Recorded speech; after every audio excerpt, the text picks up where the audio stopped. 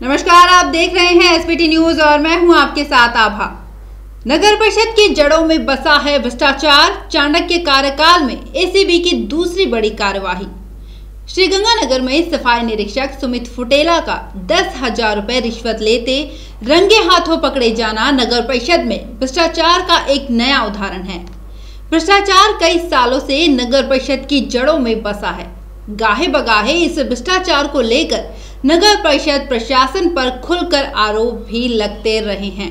सभापति अजय चांडक भले ही प्रधानमंत्री नरेंद्र मोदी की तरह बार बार ये जुमला दोहराते रहे कि न खाऊंगा न खाने दूंगा, लेकिन इसके बावजूद परिषद की निर्माण शाखा में नक्शा पास करवाने, निर्माण कार्य के बिल बनवाने से लेकर लेखा शाखा से बिल का भुगतान करवाने, भूमि विक्रय शाखा में संपत्ति के नामांतरण से लेकर पट्टा बनवाने, जन्म मृत्यु शाखा में प्रमाण पत्र बनवाने, तहबाजारी शाखा में भवन निर्माण सामग्री रखने, अस्थायी दुकान लगाने, संडे बाजार के लिए टेंट लगाने और नंदीशाला में पशु चारे को लेकर भ्रष्टाचार के आरोप लगते रहे हैं।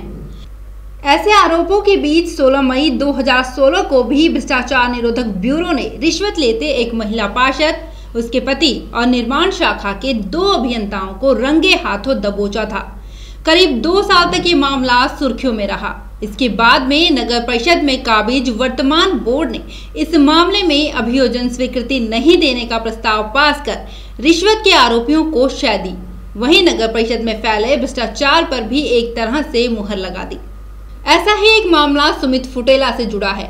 कुछ साल पहले तक सुमित फुटेला एक मामूली कर्मचारी की हैसियत से नगर परिषद में ड्यूटी करता था।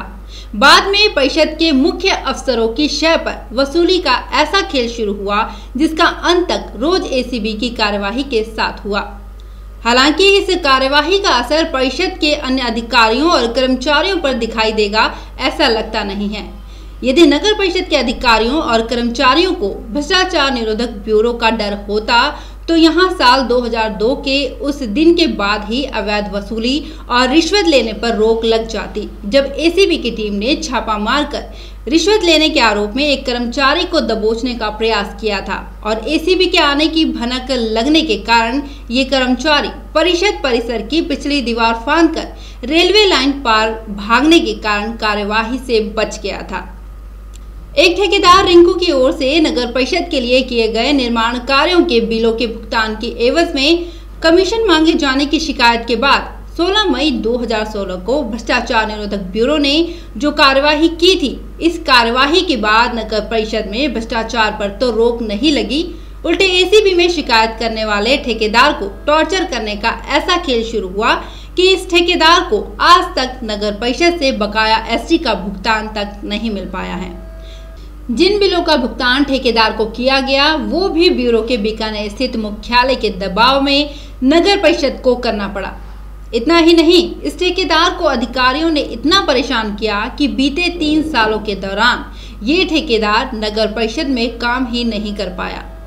उधर चांडक का कहना है कि अफसरों ने ही भ्रष्टाचार फैलाया है।